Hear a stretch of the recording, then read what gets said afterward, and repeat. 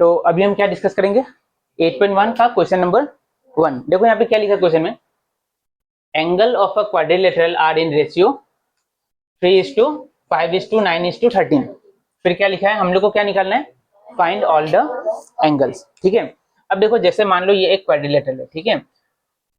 अब इसका इसका जो ये एंगल, ये एक यहाँ पे एक एंगल बनेगा ना, ऐसे 4 एंगल बनेगा। तो क्वेश्चन में ये नहीं बोला कि इन चारों का वैल्यू क्या है, वो क्वेश्चन में नहीं दिया। क्वेश्चन में क्या दिया है कि ये एंगल क्या है, इस रेशियो में है। बात समझ में आ रहा है? मतलब डिवाइड करने पे हमको हम लोग को क्या मिलेगा, ये रेशियो मिलेगा।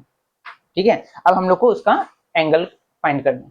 तो इसका एकदम सिंपल तरीका है, देखो ये ट्राइंगल में भी ऐसा क्वेश्चन मिलता है और क्वाड्रिलेटरल में भी मिलता है। तो इसका एक ही तरीका है, जो भी रेशियो दिया है उसको क्या पकड़ लो, एक्स पकड़ लो। तो इसको लिखो, लेट द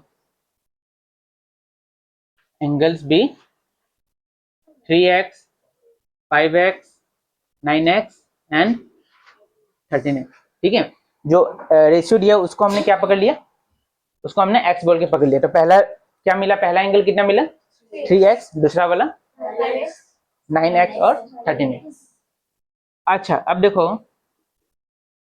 हमें मालूम है ना कि एक क्वाड्रिलेटरल का तीनों एंगल को अगर हम चारों एंगल को का अगर हम सम निकालेंगे तो कितना मिलेगा 360। मतलब इन चारों का सम अगर हम निकाले तो कितना मिलेगा, मतलब 3x plus 5x plus 9x plus 13x equal to कितना मिला 360। यहाँ तक क्लियर है सबको?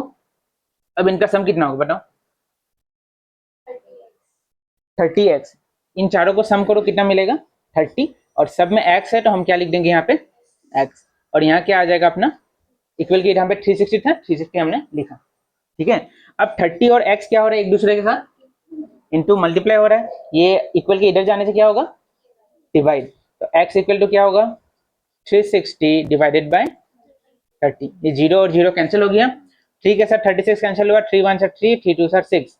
मतलब x का वैल्यू कितना मिल गया 12। ठीक है, x का वैल्यू देखो यहाँ पे हमें 12 मिला। अगर x का वैल्यू 12 है तो सबसे पहला एंगल को हमने क्या पकड़ा था, तो देयरफॉर द एंगल्स आर, पहला वाला क्या पकड़ा था हमने 3x, मतलब 3 इंटू एक्स का वैल्यू कितना है 12, तो कितना मिला आंसर 36। Very good. और दूसरा वाला एंगल कितना मिलेगा 5x, मतलब 5 इंटू 12, क्योंकि x का वैल्यू 12 है तो 5 के साथ वापस 12 मल्टीप्लाई होगा, कितना मिलेगा 16। थर्ड 9x, 9 इंटू 12 कितना होगा 108, और लास्ट में क्या मिलेगा 13x, मतलब कितना मिला 13 इंटू 12 कितना मिला 156। ठीक है, तो हमें चारों एंगल को फाइंड करने दिया था और हमने यहाँ पे चारों एंगल को फाइंड कर लिया। समझ में आया?